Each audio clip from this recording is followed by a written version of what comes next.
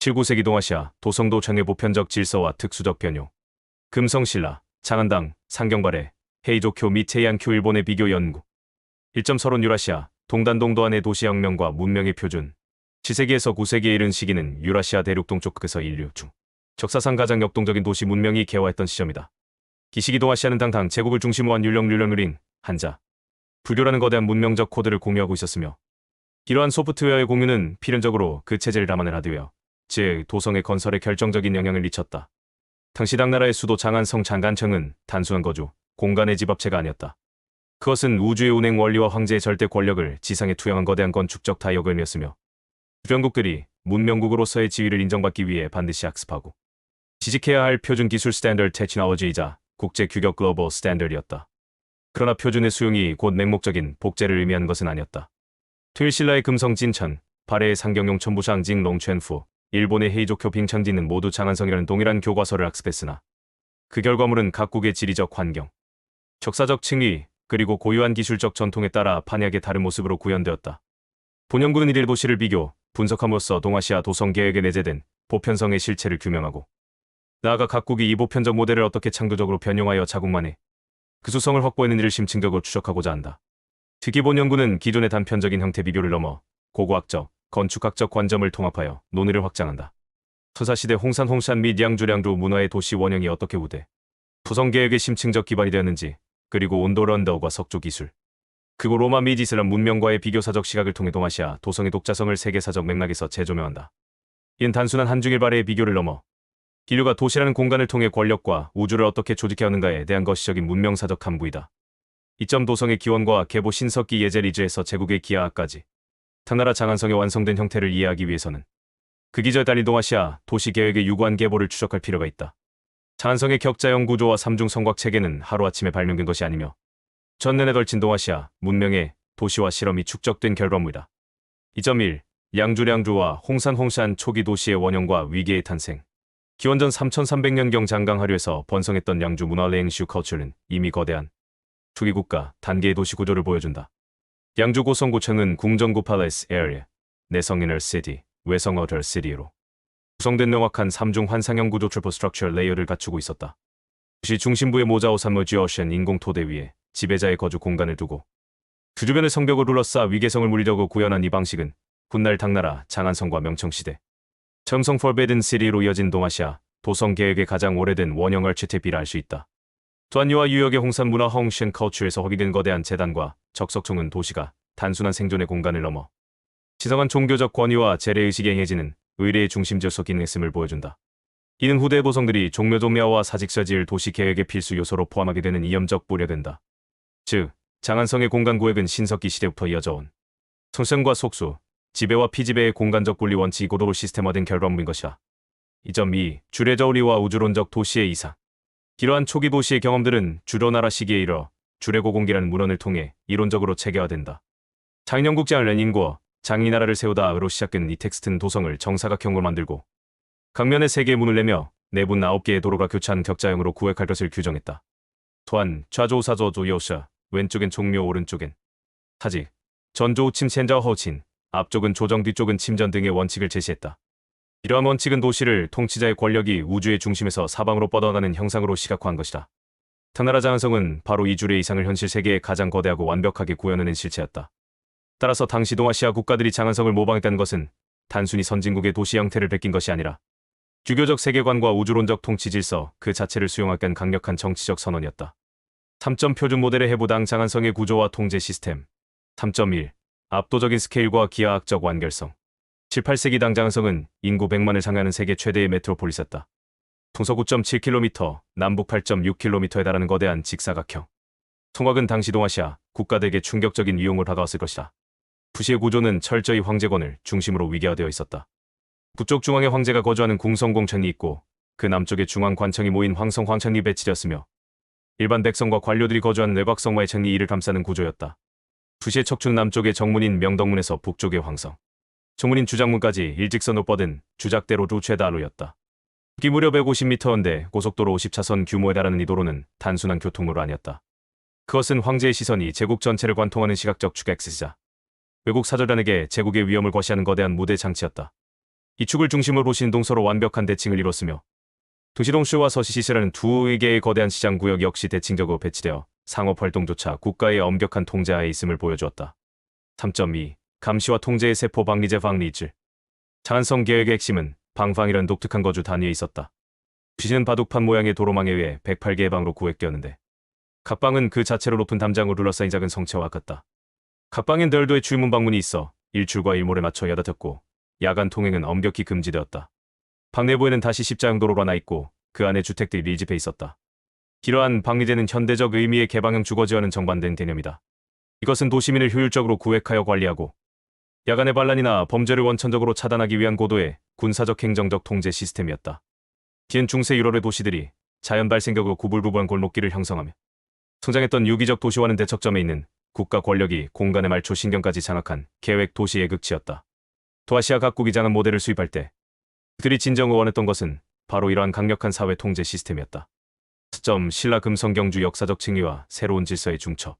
4.1. 리모델링의 미학 오래된 도시 위에 그어진 격자.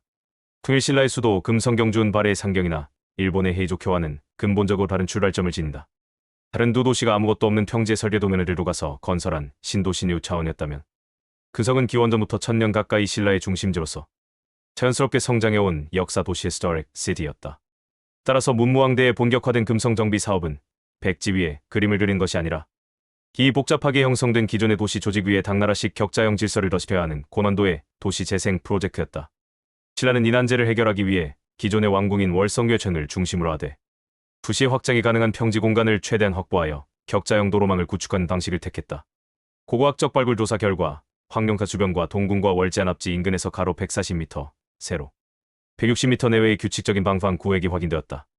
성부규사에 기록된 경주에 178,932구가 있었고 35개의 금입 택진 로자이 있었다는 서술은 이러한 도시 정비 사업을 통해 금성이 당대 세계적인 수준의 메트로폴리스로 성장했음을 시사한다.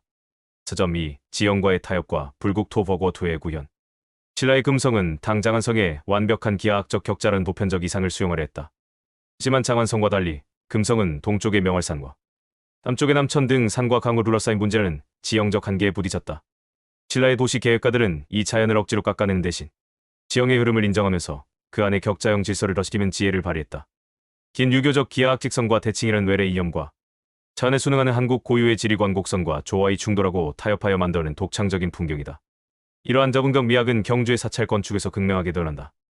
일불북사 산지가람의 독창성 만약 불북사가 장안성의 대자은사 대안탑, 수레 등과 같이 평지에 지어졌다면 단순히 지형을 평탄화했을 것이다.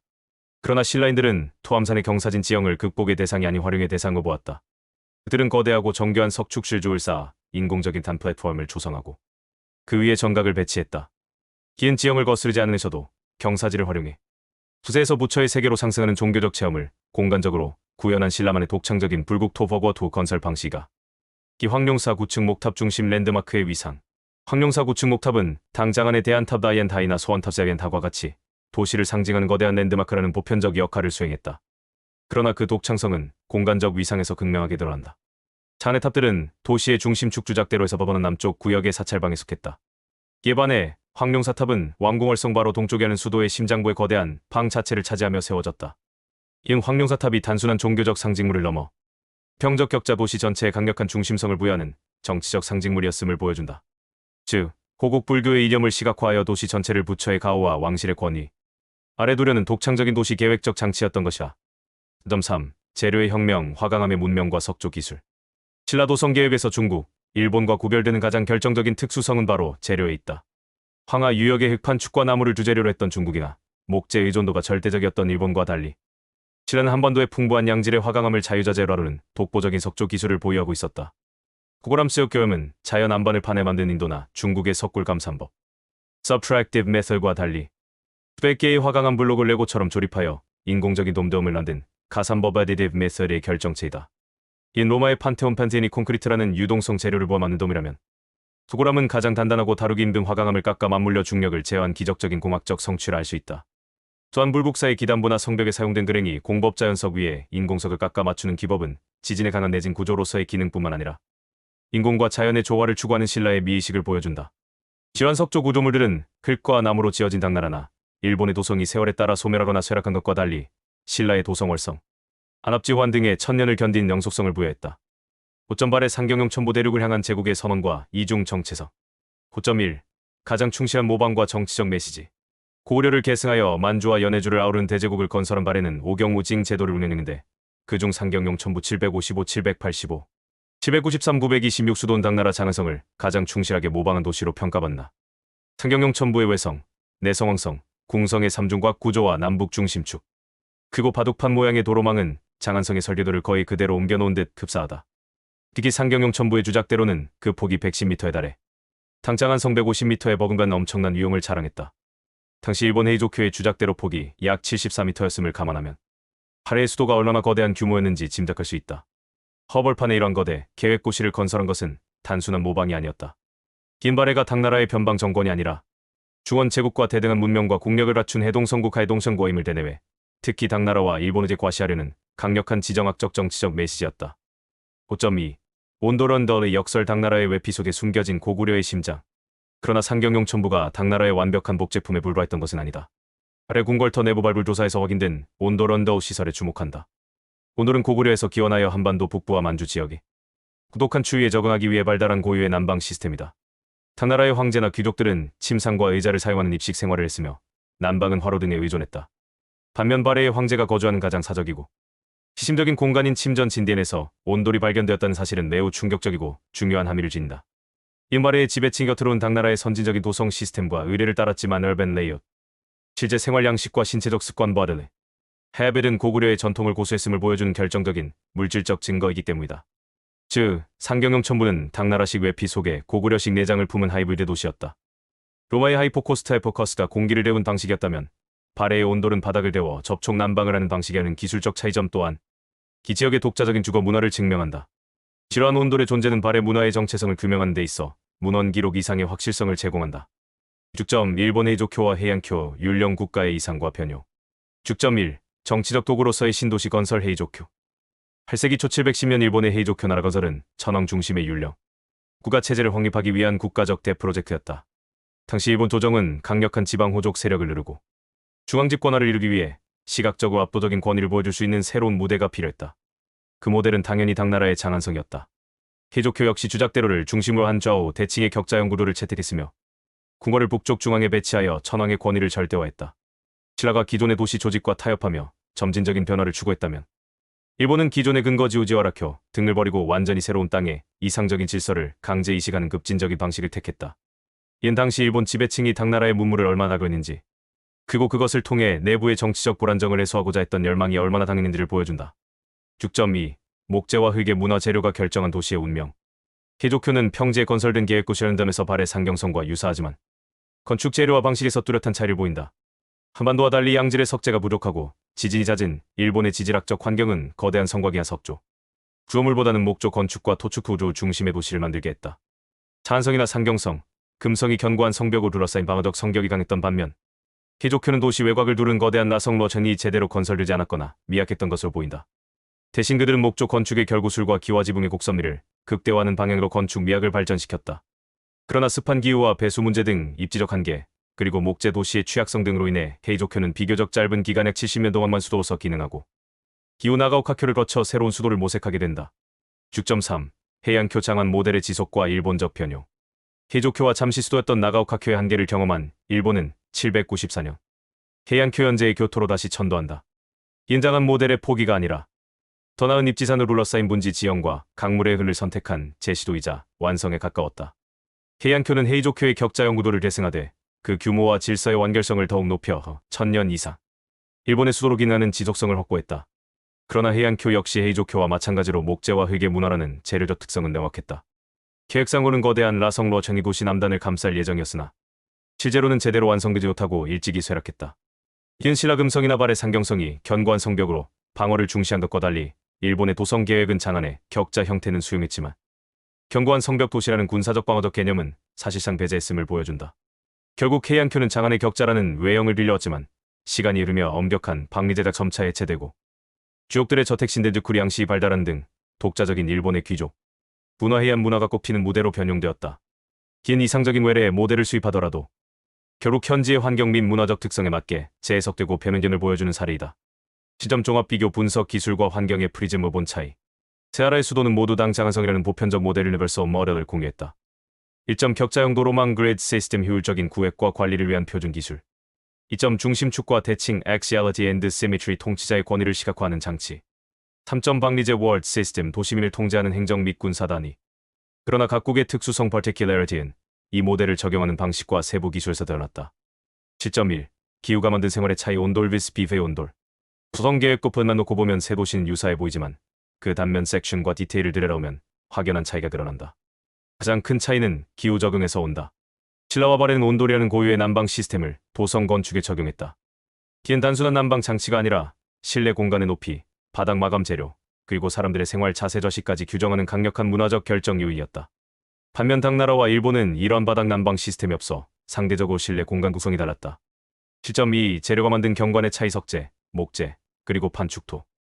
재료의 선택과 활용 방식은 각 도성의 경관을 결정짓는 핵심 요소였다. 당장한성 역시 석조 기반과 교량, 그리고 벽돌 또한 기술을 사용했지만 도성의 압도적인 규모는 거대한 판축토 성벽과 장대한 목조 궁궐로 대표되었다. 이에 반해 신라 도성의 독창성은 화강암 그라네드의 독보적인 활용이 있다. 한반도의 풍부한 양질의 화강암을 자유자재로 다루는 신라의 석조 기술은 월성의 석축, 안압지의 호안 석축, 불국사의 기단처럼 도성의 기본 골격이자 경관 그 자체를 입었다. 긴 흙과 나무가 주재료였던 일본은 물론 판축토와 벽돌, 목재를 함께 사용한 중국과도 구별되는 신라 도성의 강인하고 영구적인 인상을 부여한 핵심 기술이었다. 이은 재료와 지형이라는 창조적 필터를 통해 외래 문화를 재해석한 결과이다. 신라가 화강암을 통해 영원성을 추구했다면 일본은 목재의 섬세함을 통해 자연미를 추구했고 중국은 거대한 판축토 성벽과 목조 건축을 통해 제국의 압도적 힘을 과시했다. 8점 결론 문명의 대화와 법고창신화구创新의 공간. 신라 금성, 발해 상경용 첨부, 일본의 도쿄 양큐에 대한 비교 연구는 7, 9세기 동아시아가 거대한 건축적 대화 architectural dialogue의 장이었음을 확인시켜준다. 당나라의 장안성은 이 대화의 공통 언어 프로토콜이자 플랫폼이었다. 각국은 이 언어를 사용하여 자국의 문명 수준을 국제사회에 증명하고 내부적으로는 통치의 정당성을 확보하고자 했다. 그러나 이 과정은 단순한 복제 카피가 아닌 창조적 변형 creative adaptation의 과정이었다. 신라는 천년의 역사가 축적된 불규칙한 도시의 새로운 격자형 질서를 유역하며 화강암과 자연 지형을 활용하여 오래된 미래와 같은 독창적인 미학을 완성했다. 발해는 제국의 외형 속에 고구려의 온돌이라는 뜨거운 정체성을 심어 중원과 대등한 북방의 제국임을 선언했다. 일본은 이상적인 계획도시 건설을 통해 천황 중심의 중앙집권 국가라는 정치적 목표를 달성하고자 했으며 목조 건축의 미학을 발전시켰다. 결론적으로 당대 동아시아의 수도들은 장안이라는 보편적 이상을 공유하면서도 각자의 지형, 기후, 기술, 그리고 역사적 맥락에 따라 그 이상을 주체적으로 변형하고 발전시켰다. 특히 신라의 금성은 오래된 것과 새로운 것, 자연과 인공, 곡선과 직선이 공존한 가장 복합적이고 독창적인 도시 공간을 창출했다는 점에서 세계 도시사적 가치가 매우 높다. 긴 외래 문화를 받아들이되 우리만의 방식으로 소화하여 새로운 가치를 창조해낸 법고창신화구创新의 역사적 모범이라 할 수 있다. 원래 오히려 경주를 걸으며 느끼는 그 독특한 아우라는 바로 이러한 치열한 고민과 창조적 융합의 결과물인 것이다.